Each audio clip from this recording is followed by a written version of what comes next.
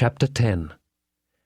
The felicitous idea occurred to me a morning or two later when I woke that the best step I could take towards making myself uncommon was to get out of Biddy everything she knew. In pursuance of this luminous conception, I mentioned to Biddy, when I went to Mr. Wopsle's great-aunt's at night, that I had a particular reason for wishing to get on in life, and that I should feel very much obliged to her if she would impart all her learning to me. Biddy, who was the most obliging of girls, immediately said she would, and indeed began to carry out her promise within 5 minutes.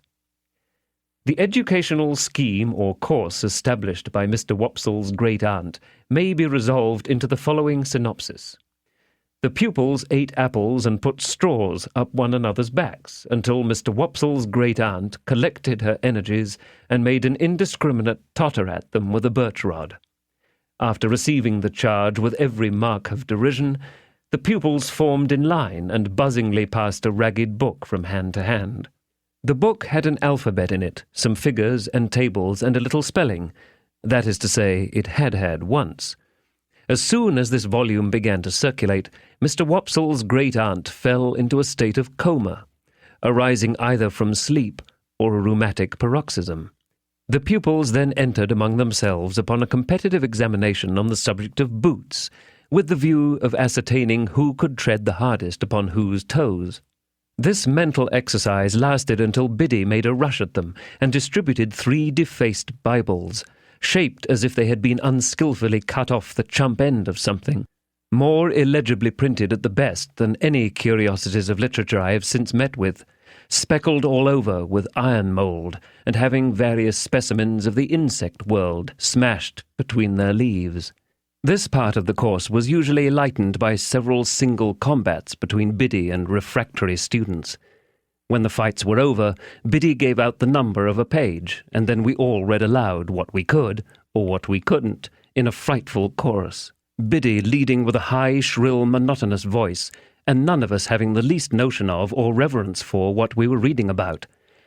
When this horrible din had lasted a certain time, it mechanically awoke Mr. Wopsle's great-aunt, who staggered at a boy fortuitously and pulled his ears. This was understood to terminate the course for the evening, and we emerged into the air with shrieks of intellectual victory. It is fair to remark that there was no prohibition against any pupil's entertaining himself with a slate or even with the ink, when there was any, but that it was not easy to pursue that branch of study in the winter season on account of the little general shop in which the classes were holden, and which was also Mr. Wopsle's great-aunt's sitting-room and bedchamber, being but faintly illuminated through the agency of one low-spirited dip-candle and no snuffers. It appeared to me that it would take time to become uncommon under these circumstances. Nevertheless, I resolved to try it, and that very evening Biddy entered on our special agreement by imparting some information from her little catalogue of prices, under the head of moist sugar, and lending me, to copy at home, a large Old English D, which she had imitated from the heading of some newspaper, and which I supposed, until she told me what it was, to be a design for a buckle. Of course there was a public-house in the village, and of course Joe liked sometimes to smoke his pipe there. I had received strict orders from my sister to call for him at the 3 Jolly Bargemen that evening on my way from school, and bring him home at my peril. To the 3 Jolly Bargemen, therefore, I directed my steps. There was a bar at the Jolly Bargemen, with some alarmingly long chalk scores in it on the wall at the side of the door, which seemed to me to be never paid off. They had been there ever since I could remember, and had grown more than I had. But there was a quantity of chalk about our country, and perhaps the people neglected no opportunity of turning it to account. It being Saturday night, I found the landlord looking rather grimly at these records, but as my business was with Joe and not with him, I merely wished him good evening and passed into the common room at the end of the passage, where there was a bright, large kitchen fire, and where Joe was smoking his pipe in company with Mr. Wopsle and a stranger. Joe greeted me as usual with, "Hello, Pip, old chap," and the moment he said that, the stranger turned his head and looked at me. He was a secret-looking man whom I had never seen before. His head was all on one side, and one of his eyes was half shut up, as if he were taking aim at something with an invisible gun. He had a pipe in his mouth, and he took it out, and after slowly blowing all his smoke away and looking hard at me all the time, nodded. So I nodded, and then he nodded again, and made room on the settle beside him, that I might sit down there. But as I was used to sit beside Joe whenever I entered that place of resort, I said, "No, thank you, sir," and fell into the space Joe made for me on the opposite settle. The strange man, after glancing at Joe and seeing that his attention was otherwise engaged, nodded to me again when I had taken my seat, and then rubbed his leg, in a very odd way, as it struck me. "You was saying," said the strange man, turning to Joe, "that you was a blacksmith." "Yes, I said it, you know," said Joe. "What'll you drink, Mr. You didn't mention your name, by the by." Joe mentioned it now, and the strange man called him by it. "What'll you drink, Mr. Gargery, at my expense, to top up with?" "Well," said Joe, "to tell you the truth, I ain't much in the habit of drinking at anybody's expense but my own." "Habit? No," returned the stranger. "But once in a way, and on a Saturday night, too. Come, put a name to it, Mr. Gargery." "I wouldn't wish to be stiff company," said Joe. "Rum." "Rum," repeated the stranger. "And will the other gentleman originate a sentiment?" "Rum," said Mr. Wopsle. "3 rums," cried the stranger, calling to the landlord. "Glasses round." "This other gentleman," observed Joe, by way of introducing Mr. Wopsle, "is a gentleman that you would like to hear give it out. Our clerk at church." "Aha," said the stranger, quickly, and cocking his eye at me. "The lonely church right out on the marshes with the graves round it." "That's it," said Joe. The stranger, with a comfortable kind of grunt over his pipe, put his legs up on the settle that he had to himself. He wore a flapping, broad-brimmed traveller's hat, and under it a handkerchief tied over his head in the manner of a cap, so that he showed no hair. As he looked at the fire, I thought I saw a cunning expression, followed by a half-laugh, come into his face. "I'm not acquainted with this country, gentlemen, but it seems a solitary country towards the river."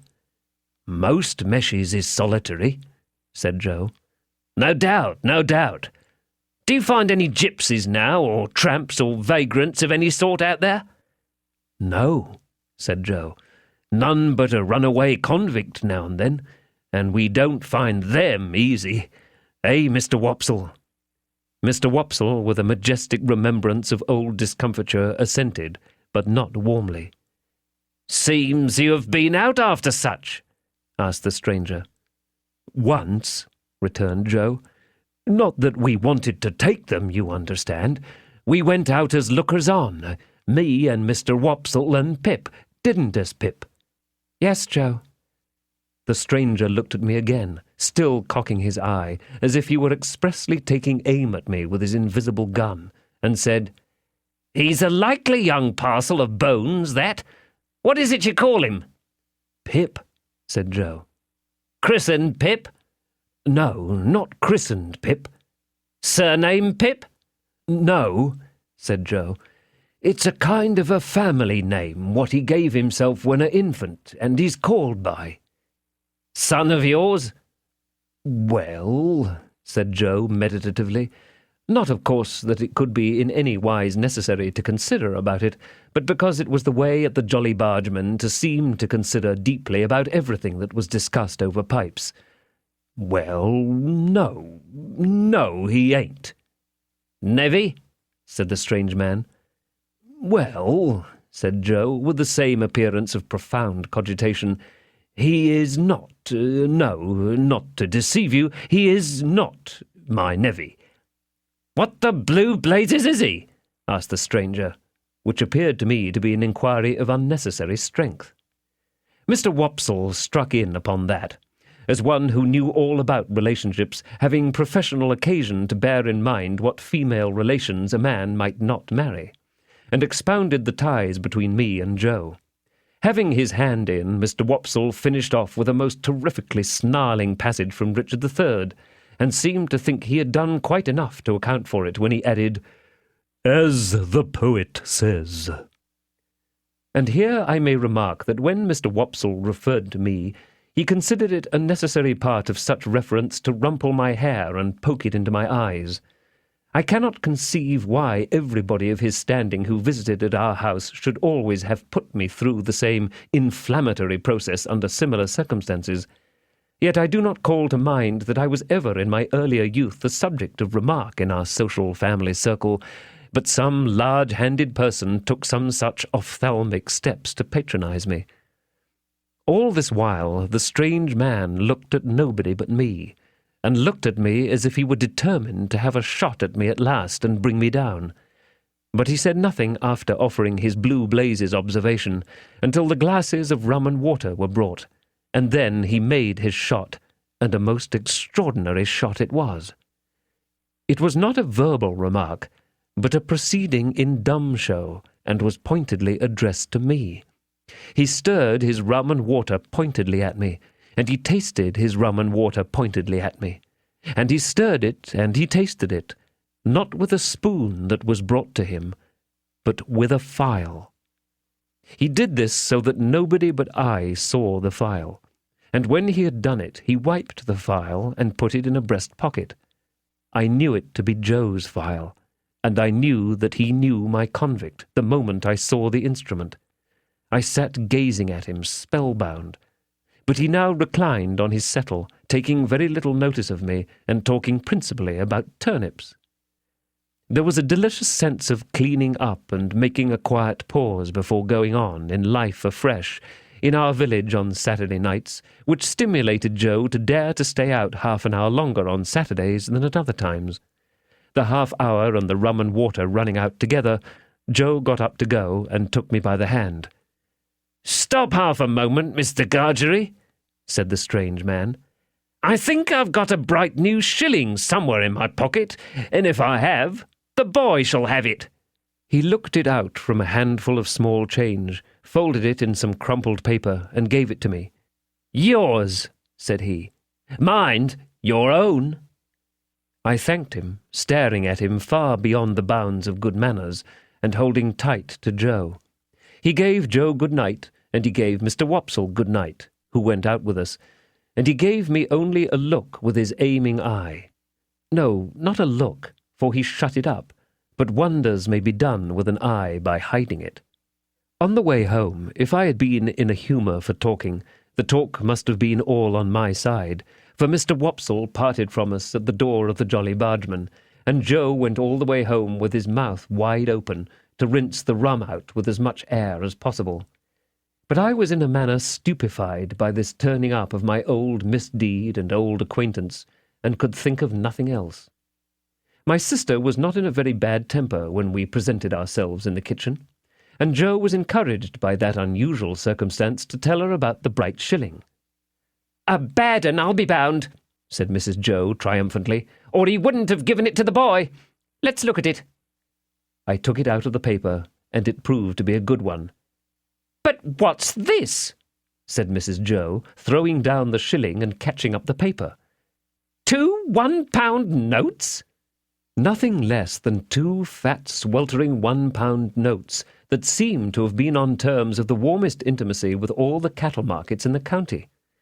Joe caught up his hat again and ran with them to the Jolly Bargeman to restore them to their owner. While he was gone, I sat down on my usual stool and looked vacantly at my sister, feeling pretty sure that the man would not be there. Presently Joe came back, saying that the man was gone, but that he, Joe, had left word at the 3 Jolly Bargemen concerning the notes. Then my sister sealed them up in a piece of paper and put them under some dried rose leaves in an ornamental teapot on the top of a press in the state parlour. There they remained, a nightmare to me, many and many a night and day. I had sadly broken sleep when I got to bed, through thinking of the strange man taking aim at me with his invisible gun, and of the guiltily coarse and common thing it was to be on secret terms of conspiracy with convicts, a feature in my low career that I had previously forgotten. I was haunted by the file, too. A dread possessed me that when I least expected it, the file would reappear. I coaxed myself to sleep by thinking of Miss Havisham's next Wednesday, and in my sleep I saw the file coming at me out of a door without seeing who held it, and I screamed myself awake.